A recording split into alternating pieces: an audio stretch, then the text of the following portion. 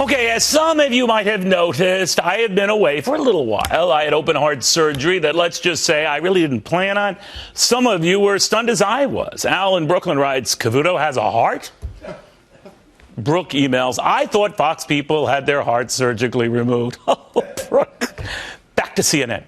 Bill in San Francisco writes, frankly, I was surprised. All this time I thought you were a robot. Keith in New Rochelle, New York. So much for those processed meats and cheeses, Cavuto. Well, not so fast, Keith, not so fast.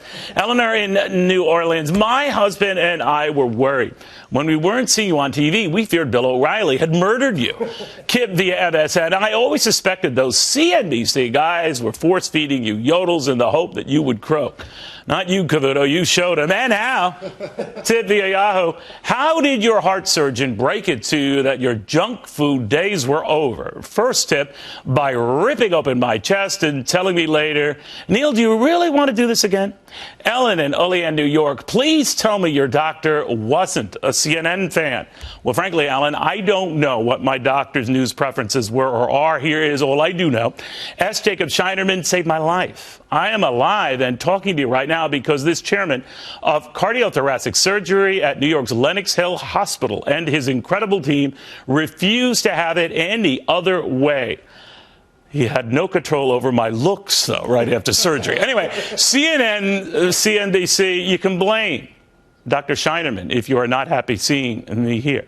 You can blame his around-the-clock professionalism and calling at all hours to make sure each day I was progressing. You can blame his surgeon skills working around my slightly bulky frame. You can blame his impossibly upbeat and professional staff of nurses and associates who refuse to let their long hours and physically exhausting schedules ever dampen their spirits. Blame the Scheinerman team for returning the Cavuto team to save America.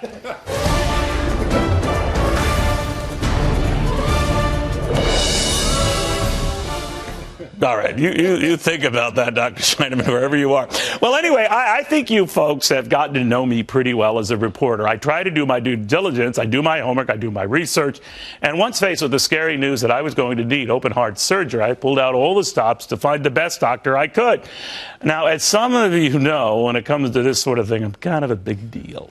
I know people who know people, and those people who know all seem to know Jacob Scheinerman. And now I understand why. Not only because he saved my life, but the countless other lives for whom he and his Lenox Hill team have provided another chance, another shot, another opportunity, another moment with families who feared the worst and rival news networks who might have hoped for it. I joke, but to make the point that I'm here with you right now. Sort of like that Alexander Hamilton character in the Broadway show who just screams, I'm not going to miss my shot. Look at me. I'm not missing my shot. I have another shot. And Sylvia in Grand Rapids could not be happier. Just knowing you have come through all of this is all that matters. But watch yourself, Neil. Temptations are everywhere. TN via Comcast. If Hannity offers you Napoleon, don't eat it. Ditto Helen in St. Louis who writes, beware those who will tempt you, Neil, with large trays of sausage and peppers. You don't strike me as a one link at a time guy. Oh, really, Helen? And you would know this how. Then there's Wolf via SBC. Me and my buddies are already taking bets when you fall off the wagon and have to be rushed to emergency on a sugar high. I say next Valentine's Day, stick a fork in you, you're done. Wolf, your last name wouldn't be Blitzer, would it? Not on your life, pal. Kimberly and Don in Youngstown, Ohio. Neil, knowing that you've already had cancer and dealt with multiple sclerosis every day, now this, we were just wondering, are you playing the lottery these days? We suspect the odds are in your favor. Well, I have given that some thought. Then there's Don in Sioux City. Cavuto, I'm no fanny. In fact, you remind me of a kid I used to beat up in grade school. Maybe it's that smirk or a snap-on fake hair, but even you deserve a break. So now and then I will hold off for a week before hitting and hating you again. Well, thank you, Don. I appreciate that. Alexander emails, look at the bright side, Cavuto. You missed all the crazy stuff going on at Fox while you were out. What crazy stuff, Alexander? Did I miss something? Thomas in Sacramento, I am sorry to hear you're not dead. And Thomas, I am sorry to hear that you have email. Well, maybe you should act more like Lisa, who reminds me she emailed a special prayer for me each and every day I was away. Neil, you are like family, and your TV family is glad you are back. Well, thank you, Lisa. And thank all of you, the thousands of you who emailed and joked and prayed and chided, many outside, many in this room with me right now. I'd like to personally thank each and every one of you. I have to be honest, there were many days I was feeling pretty sorry for myself.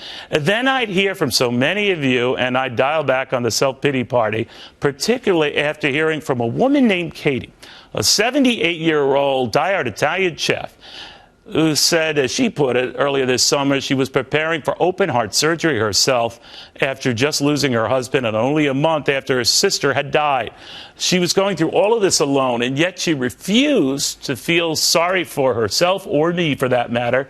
What struck me were her closing lines. I am just not prepared to give up, Neil, and you shouldn't be either.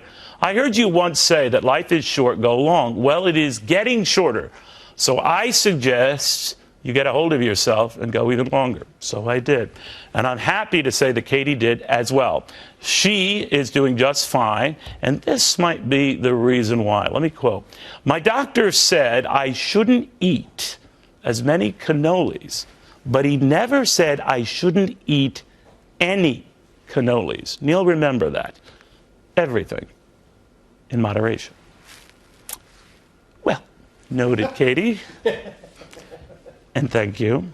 And let's just say we'll keep this between us, and let's not pester Dr. Scheineman when he goes back, you know what, with this. Anyway, thank you all of you, and have a great night.